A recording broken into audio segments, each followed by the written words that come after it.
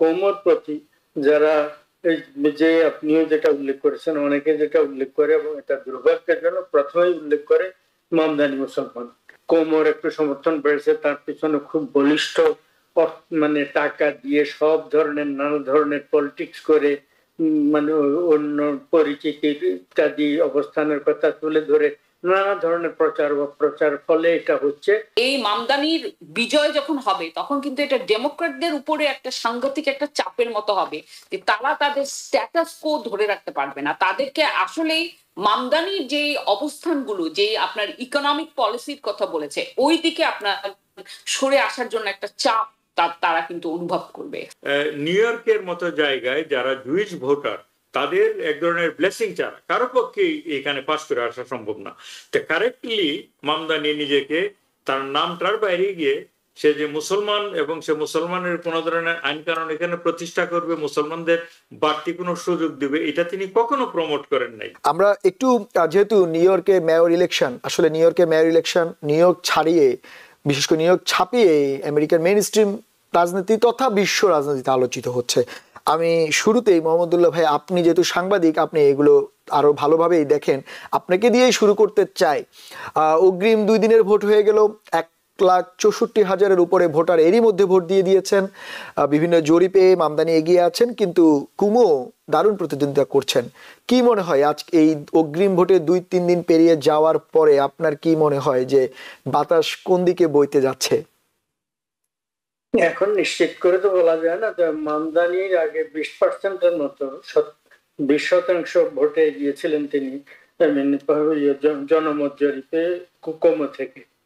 কুমোটা independent প্রার্থী হিসেবে দাঁড়িয়েছেন, তাকে ধনীরা সমর্থন করছেন, পাওয়ারফুল লোকরা সমর্থন করছেন।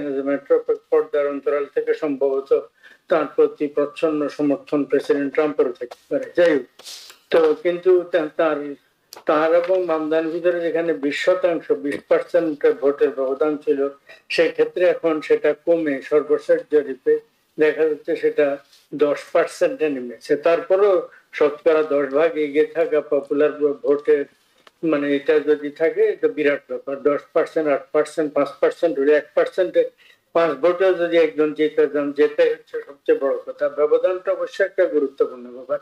তবে ব্যবধান যে কমে আসছে জনমত জরিপে, এটার নানা কারণ হচ্ছে। কারণ হচ্ছে যে মানে কৌমর প্রতি যারা যে আপনিও যেটা উল্লেখ করেছেন, অনেকে যেটা উল্লেখ করে এবং এটা দুর্ভাগ্যজনক, প্রথমেই উল্লেখ করে মামদানি মুসলমান। একজন আজকে ফেসবুকে একজন দেখলাম মামদানি শিয়া এবং মা হিন্দু, এগুলো কথা অত্যন্ত দুঃখজনক। মামদানি একজন ইমিগ্রেন্ট কমিউনিটির লোক, এই দেশের একজন নাগরিক হিসেবে তিনি ভোটে দাঁড়িয়েছেন, এটা পরিচিত, কিন্তু আমরা এটা উল্লেখ করা উচিত না। বরং ইমিগ্রেন্ট হিসেবে, অভিবাসী হিসেবে সেটা উল্লেখ করা উচিত। কিন্তু এটা যে আমাদের মহলে কেবল আলোচিত হচ্ছে তা না। ওয়াশিংটন পোস্টে একটা দুঃখজনক জিনিস দেখলাম, আজকে একটা কভার করেছে একজন, একটা কলাম, একটা অপিনিয়ন, সেটা হচ্ছে লন্ডন একেবারে মানে সর্বনাশ হতে চলছে। পরপর 3 বার এক মুসলমান সাদেক খান সেইখানকার মেয়র, এবং সেখানে সে লন্ডন একটা অর্থনৈতিক, বাণিজ্য ইত্যাদি সবকিছুর ক্ষেত্রে অত্যন্ত ইউরোপের নাম্বার 1 ছিল। এখন ইউরোপের মধ্যে বা বিশ্বের মধ্যে কোন একটা তালিকা দিয়েছে 20 নম্বর পৌঁছে গেছে, এটা বলছে। তার মানে এটাও এক ধরনের ইনডাইরেক্ট বক্তব্য সম্ভবত, যে এখানে যাকে দিচ্ছ সে আবার সোশ্যাল ডেমোক্রেট, একে দিয়ে কোন ঝামেলা তোমরা পড়ো। তো ফলে মুসলমানের ব্যাপার আছে, ইসরায়েলের ব্যাপারে তিনি কথা বলছেন, অত্যন্ত স্পর্শকাতর কথা, কিন্তু তিনি ইহুদিদের বিরুদ্ধে কিছু বলেননি। সেই অভিযোগ অনেকে তোলার চেষ্টা করছেন। উনি ইসরায়েল রাষ্ট্রের পলিসি সম্পর্কে, গাজা সম্পর্কে কিছু কথাবার্তা বলেছেন, সেটা স্পষ্ট অবস্থান করেছেন।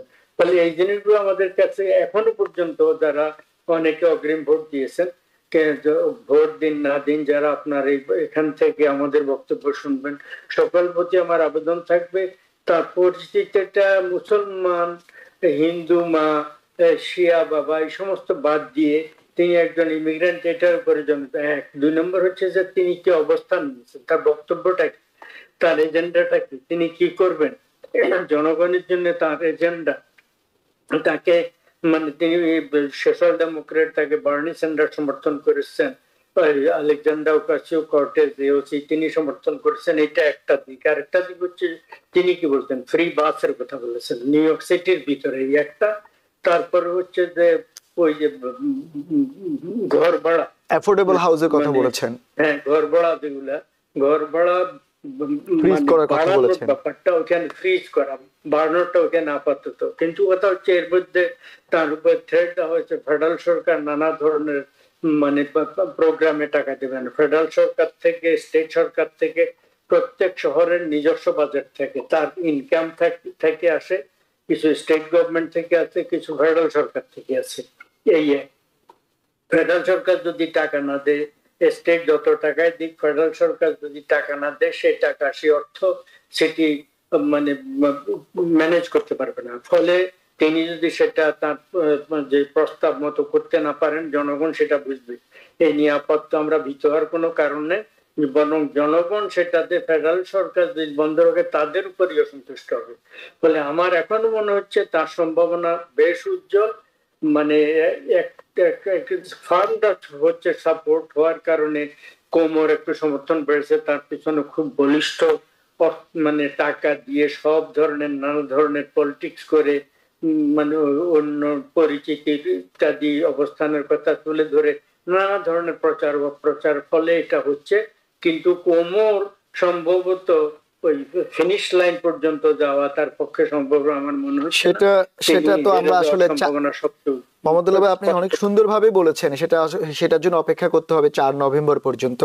আমি একটু ডক্টর মেহনাজ আপনার কাছে আসতে চাই। যেমনটা মাহমুদুল্লাহ ভাই যেমনটা বললো যে মামদানির ব্যক্তি পরিচয়টা ইম্পর্টেন্ট না, ইম্পর্টেন্ট হচ্ছে উনার ম্যানিফেস্টো, উনার ইশতেহার, উনি কি করতে যান। এবং তরুণ একজন প্রার্থী, অনেক বয়স কম, মাত্র 33 বছর।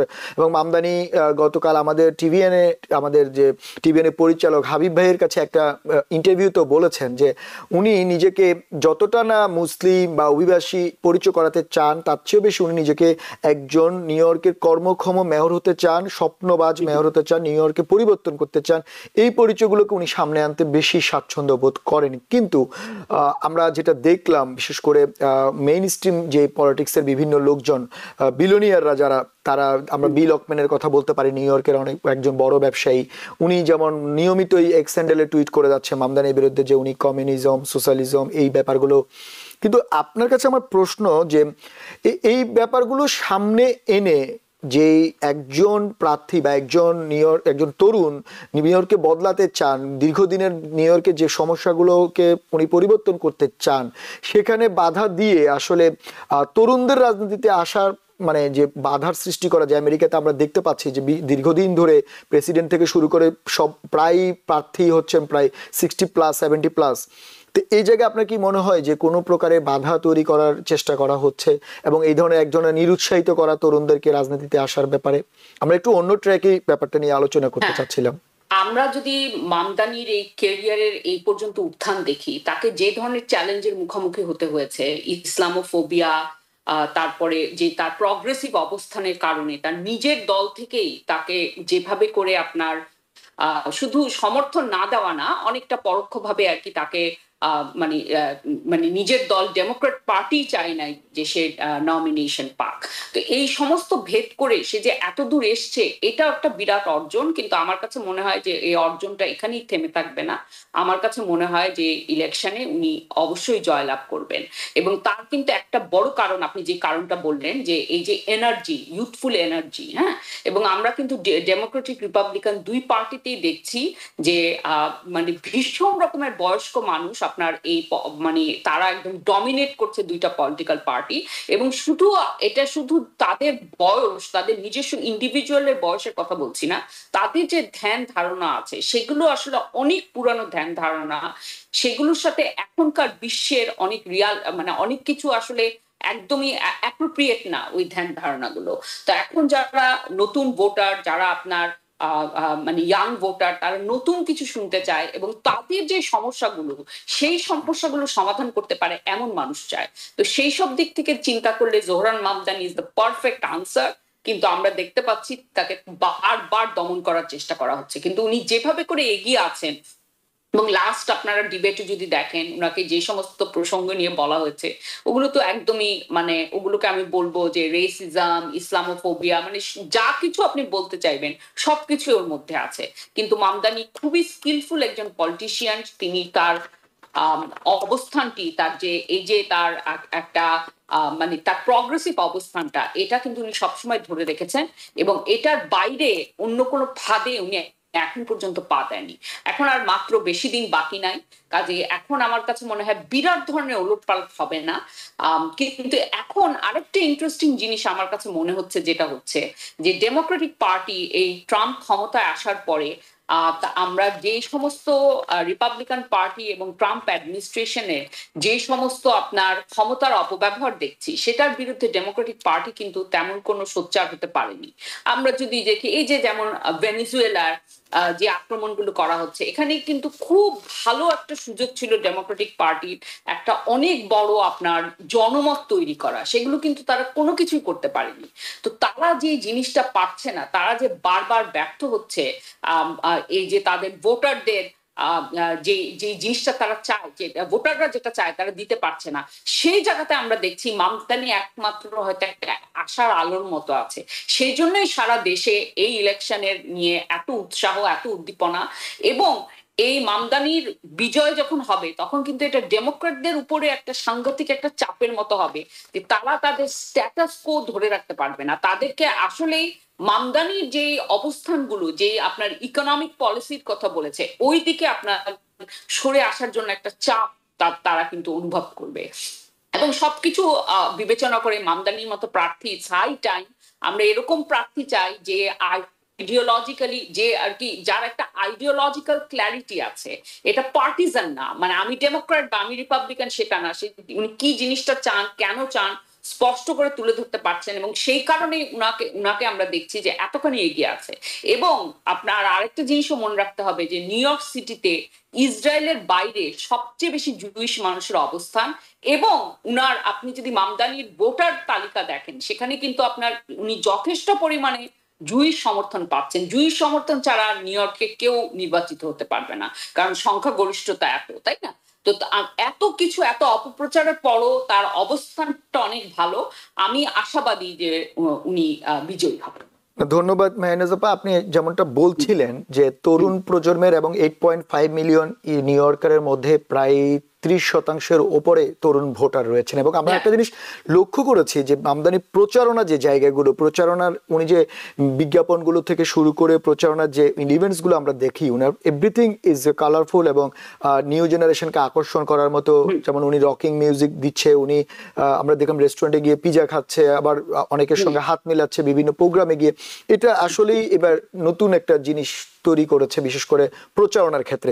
আমি একটু প্রফেসর এম খালেকুজ্জামান আপনার কাছে যেটা জানতে চাই, মেহনাজ আপা ঠিক যেখান থেকে শেষ করেছিলেন যে এত চাপের সত্ত্বেও মামদানি কিন্তু উনার স্বমহিমায়, বিশেষ করে যেটা বললো জুইস ভোটার বা অন্যান্য কমিউনিটির ভোটার, যেমনটা উনাকে ট্যাগ করা হচ্ছে যে উনি মুসলিম, শুধু মুসলিম, কিন্তু আমরা আরো একটা আপনাকে জানিয়ে রাখি যে আরো একজন মুসলিম প্রার্থী কিন্তু খুবই জনপ্রিয় এবং খুবই এগিয়ে আছে মিনিয়াপোলসে, কিন্তু নভেম্বরের 4 তারিখে মেয়র ভোট হতে যাচ্ছে, ওমর ফাতে।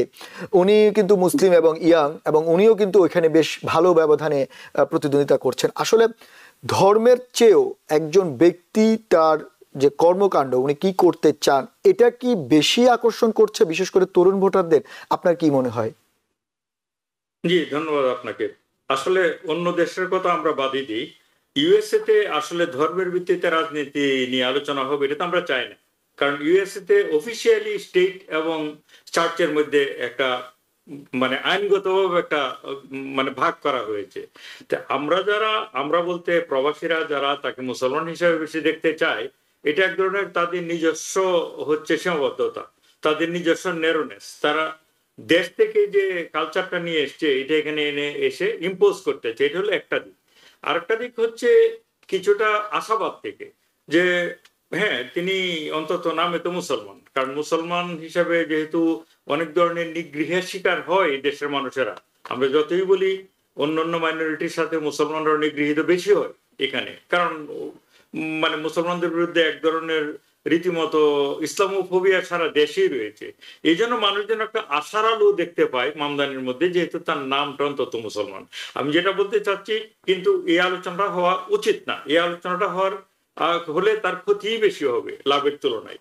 কারণ হচ্ছে একজন এওসি যখন ইলেকশন করে আমরা তাকে সমানভাবেই, আমরা যারা প্রগতিশীল সমানভাবেই তাকে সমর্থন করি। বার্নি স্যান্ডার্সকে একইভাবে সমর্থন করি। বার্নি স্যান্ডার্স একজন জু, তারপর এওসি একজন খ্রিস্টান, অন্ততপক্ষে তাদের নিজস্ব পরিচয়। জোহরান মামদানি একজন মুসলমান। তা আমি তাকে আলাদা করে কেন আইডেন্টিফাই করবো? এটা আমি ব্যক্তিগতভাবে মনে করি এটা তার জন্য ক্ষতির কারণ। তবে আপনি যেটা বললেন কি কারণে সে এত পপুলার হচ্ছে, সে নিজে যদি নিজেকে মুসলমান হিসেবে পরিচয় দিত, এই সত্তাটাকে সামনে নিয়ে আসতো, আমি শিওর যে সে পপুলার হতো না। কারণ আপনারাই প্রাগ আলোচনা করলেন যে নিউ ইয়র্কের মতো জায়গায় যারা জুইশ ভোটার, তাদের এক ধরনের ব্লেসিং ছাড়া কারো পক্ষেই এখানে পাস করে আসা সম্ভব না। তো কারেক্টলি মামদানি নিজেকে তার নামটার বাইরে গিয়ে সে যে মুসলমান এবং সে মুসলমানের কোনো ধরনের আইন কানুন এখানে প্রতিষ্ঠা করবে, মুসলমানদের বাড়তি কোনো সুযোগ দিবে, এটা তিনি কখনো প্রমোট করেন নাই। এটা যে করে না, এটা তার জন্য তাকে আমি সাধুবাদ জানাই এবং এই জন্যই তিনি এগিয়ে আছেন। তিনি যদি ওই সত্তাটা বেশি সামনে নিয়ে আসতেন, বরং তিনি পিছিয়ে যেতেন। সুতরাং আর ইয়াং ভোটারদের প্রার্থী হিসাবে তিনি এগিয়ে যাচ্ছেন, আমিও মনে করি এটা খুব জরুরি। কারণ এটা কিন্তু আমেরিকার বাইরে গিয়েও পৃথিবীতে যদি একটু চোখ বোলান, কারণ নিউ ইয়র্ক হচ্ছে পৃথিবীর রাজধানী, এই যে আরব বসন্ত থেকে শুরু করে আমাদের যে বর্ষা বসন্ত বাংলাদেশে হয়ে গেল, তারপরে হচ্ছে নেপালে যে বসন্ত হয়ে গেল, শ্রীলঙ্কায় যেটা হয়ে গেল, জেনজিরা যেটা করেছে, সেটাই কিন্তু সারা পৃথিবীর একটা ট্রেন্ড। মানুষেরা এইসব পুরনো ধ্যান ধারণাতে অতিষ্ঠ হয়ে গিয়েছে এবং তারা ভালো কিছু ডেলিভার করছে না। সুতরাং এরই সূত্র ধরে আমি মনে করি যে তিনি ইয়াং মানে ভোটার, ইয়াং একজন ক্যান্ডিডেট হওয়ার পরেও মানুষের দৃষ্টি আকর্ষণ করতে পেরেছে। তবে শুধু ইয়াং হওয়ার কারণে আপাতত দৃষ্টি আকর্ষণ করেছে, তিনি যদি তা ডেলিভার না করতে পারে তার যে প্রমিসেস, তাহলে কিন্তু এটা একটা আশাহতের কারণ হয়ে দাঁড়াবে। যেমনটা এই আলোচনায় আমরা এখন যাচ্ছি না, শুধু অন দা সাইড বলে রাখি, যেমনটা বাংলাদেশের যে জেনজিরা যে বিপ্লব না হোক অভ্যুত্থান করেছে, সেটা কিন্তু তারা ব্যাপকভাবে আমাদের আশাহত করছে তাদের যে বিভিন্ন ধরনের অপকর্মের মাধ্যমে। সুতরাং তাদের উপরে কিন্তু মানুষের বিশ্বাস ছিল বাংলাদেশে যে জেনজিরা অথবা ইয়াংরা ভালো কিছু করবে, কিন্তু আনফরচুনেটলি সো বাংলাদেশে এতটা ভালো ডেলিভার করতে পারে নাই। আমি আশা করি মামদানি বাংলাদেশের মতো হবে না। তিনি তার যে প্রমিস সেগুলি সবগুলি না পারলেও সিংহভাগ তিনি বাস্তবায়ন করেন। সব তিনি পারবেন না আমার ধারণাই, কারণ সব করতে হলে যে বাজেটের যে হিসাব নিকাশ সেটা মিলে না। ইলেকশনের সময় অনেকে একটু বাড়তি কথা বলে, একটু বাড়তি প্রমিস করে, এটা অন্যায় কিছু না। তবে মোটা দাগে তিনি যদি তার প্রমিসগুলি রক্ষা করতে পারেন তাহলে তিনি সফল হবেন এবং তার সফলতা আমি কামনা করি। নিউ ইয়র্ক থেকে সম্প্রচারিত TVN 24 টেলিভিশন, বিশ্বজুড়ে বাঙালির কণ্ঠস্বর।